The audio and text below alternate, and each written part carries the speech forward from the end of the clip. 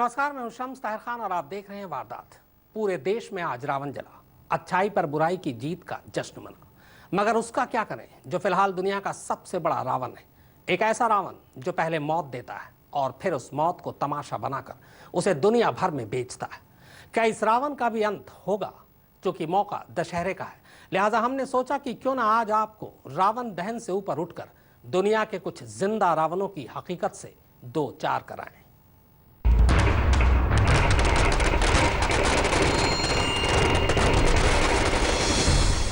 इस रावण को तो हमने जला दिया, इसे खाक कर दिया, पर उस रावण का क्या जो पिछले 1 साल से पूरी दुनिया को रुला रहा है, डरा रहा है।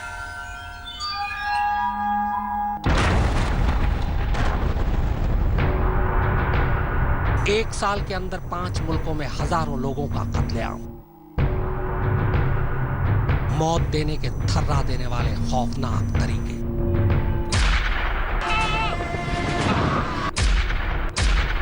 कैमरे पर मौत देने का वहशियाना खेल, मजहब के नाम पर मौत का तांडव।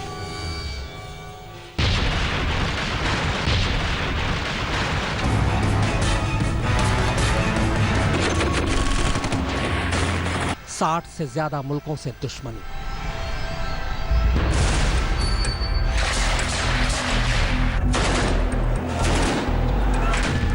सिर पर $10 मिलियन का इनाम।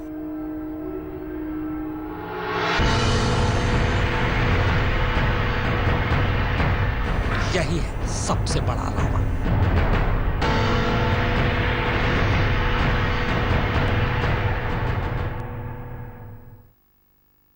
Islamic State of Iraq and the Levant, या Islamic State of Iraq and Syria, यानी ISIS। खौफ, वहशत, दहशत, जो कह लीजिए, यही है पूरा नाम। इसी ISIS के साथ इस वक्त अगर दुनिया के सबसे खौफनाक आतंकवादी संगठन होने का टैग जुड़ा है तो वो यूं ही नहीं है।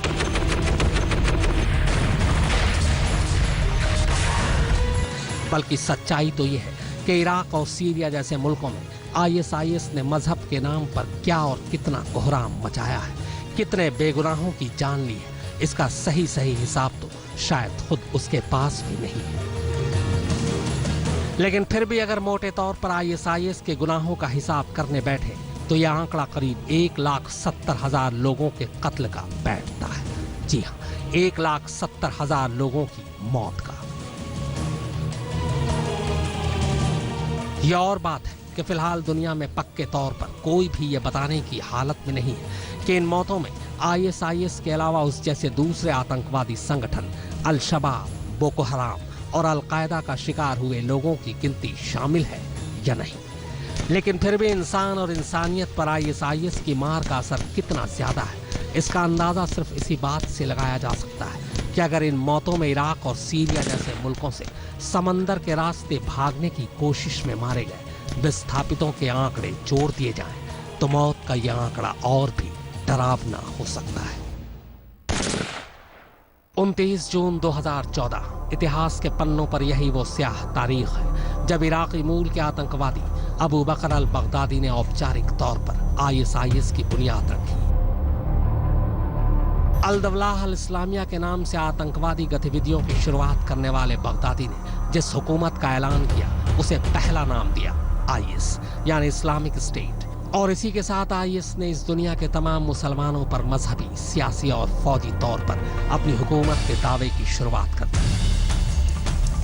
बगदादी ने खुद को इस हुकूमत का खलीफा ऐलान कर दिया, लेकिन चूंकि बगदादी की ये पूरी हुकूमत ही सुन्नी मुसलमानों के इर्द गिर्द थी, इसके फैलाव की शुरुआत उन्हीं लोगों के कत्लेआम से हुई जो सुन्नी नहीं थे या फिर इस हुकूमत को मानने से इनकार कर रहे थे। और इनमें सबसे ऊपर थे शिया, ईसाई और यजीदी समुदाय के लोग। लेकिन इस आतंकवादी संगठन ने अपने दुश्मनों को रास्ते से हटाने की जो तरीके अख्तियार किए, उसने देखते ही देखते पूरी दुनिया का ध्यान अपनी तरफ खींच लिया। इन वहशियाना तरीकों में चौराहे पर बिठाकर तलवार से गर्दन उड़ा देना, चाकू से सिर कलम कर देना, घुटनों के बल बिठाकर गोली मारना, एक साथ 20 लोगों को अंधाधुंध फायरिंग कर मौत के घाट उतारना, ऊंची इमारतों से धक्का देकर नीचे गिरा देना, जिंदा जला देना, जिंदा डुबो देना जैसे तमाम तरीके शामिल थे। और मौत के ये सारे तरीके जिस वहशी दिमाग की उपज है वो कोई और नहीं बल्कि यही दुनिया का सबसे बड़ा रावण। तो शुरुआत इसी रावण से एक छोटा सा मजहबी नेता आखिर देखते ही देखते साल भर में दुनिया का सबसे बड़ा रावण कैसे बन गया। आज तक दुनिया के सबसे अमीर और खौफनाक आतंकवादी संगठन का सरगना, दुनिया के सबसे खूंखार आतंकवादियों का आका और 10 मिलियन US डॉलर का इनामी, ये वो रावण है जिसकी तलाश दुनिया की 60 मुल्कों की एजेंसियां एक साथ कर रही। इराक से शुरू होकर 5 मुल्कों में मौत और दहशत का दूसरा नाम बन चुके इस रावण के बारे में कहा जाता है कि वो हवाई हमलों में 2 बार जख्मी हो चुका है, लेकिन फिर भी उसके सही ठिकाने की खबर किसी के पास नहीं है।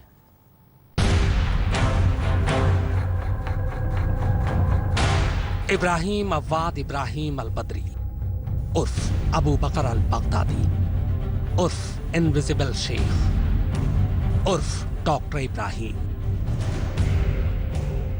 जी हां, यह नाम है उस रावण का जिसके सिर पर इस वक्त दुनिया के सबसे ताकतवर मुल्क अमेरिका ने 10 मिलियन US डॉलर का भारी भरकम इनाम का ऐलान कर रखा है और जिसकी तलाश दुनिया की 60 मुल्कों की एजेंसियां एक साथ कर रही हैं। ये कोई और नहीं बल्कि दुनिया के सबसे खौफनाक आतंकवादी संगठन ISIS का मुखिया और हजारों बेगुनाहों के कत्ल का मुजरिम है। अब से महज साल भर पहले दुनिया इस इनविजिबल शेख के बारे में ज्यादा नहीं जानती थी, क्योंकि तब उसने खुद को ISIS का मुखिया तो करार दे दिया था, लेकिन दुनिया के पास उसकी 2 से ज्यादा तस्वीरें नहीं थी।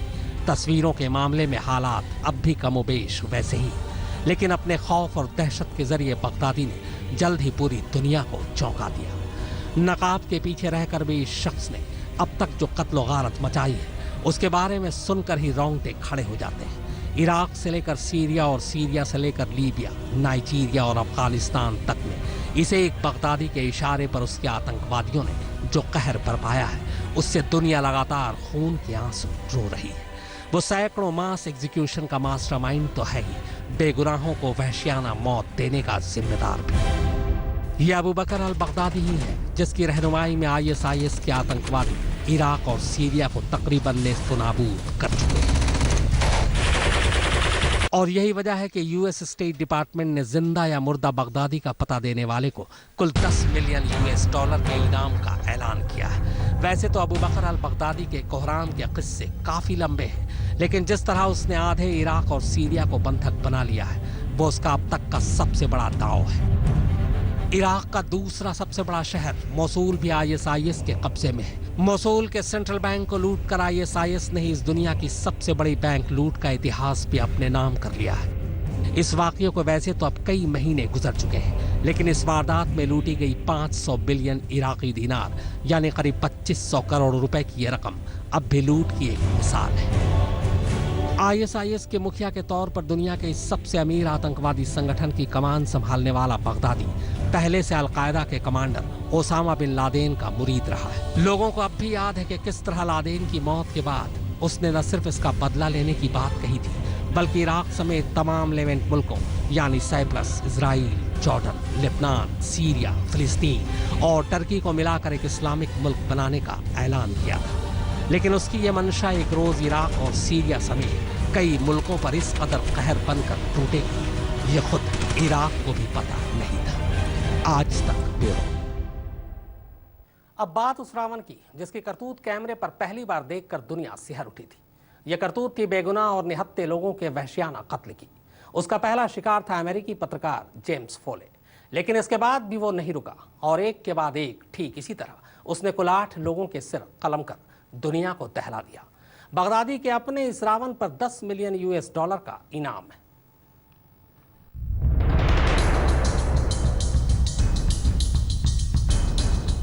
पहली नजर में इन 2 तस्वीरों को देखकर ये अंदाजा लगाना भी मुश्किल है कि ये मासूम सा बच्चा आगे चलकर दुनिया का एक ऐसा जल्लाद बनेगा जो इंसान और इंसानियत दोनों के नाम पर सबसे बड़ा धब्बा होगा।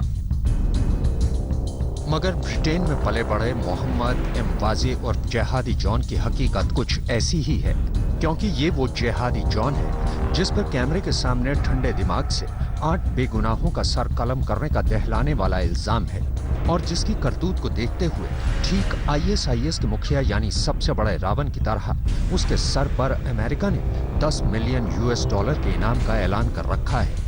जिहादी जॉन की जिंदगी अपने आप में किसी कहानी से कम नहीं। कुवैत में पैदाइश के बाद मोहम्मद एमवाजी और जिहादी जॉन का परिवार ब्रिटेन में आ बसा था। उसके पिता एक मिनी कैब ड्राइवर थे और ब्रिटेन में ही काम करते थे। स्कूल के दिनों में वो फुटबॉल का शौकीन था और फुटबॉलर ही बनना चाहता था, लेकिन एक वाकये ने रातों रात उसकी दुनिया बदल दी।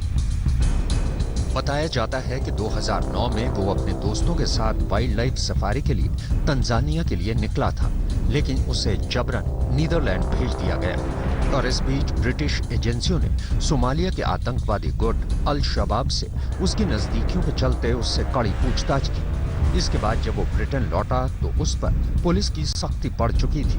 बाद में उसने अपना नाम बदलकर मोहम्मद अल अयान रख लिया।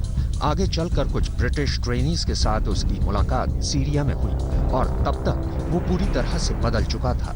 उसे अबू मुहारिब अल यमेनी का नया जिहादी नाम मिल चुका था और वो ब्रिटेन समेत तमाम पश्चिमी मुल्कों का दुश्मन बन गया था।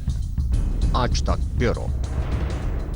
अयमान अल जवाहरी यानी एक ऐसा रावण जिसके सिर पर इस दुनिया के सबसे खौफनाक आतंकवादी हमलों में से एक 9/11 को अंजाम देने का इल्जाम है।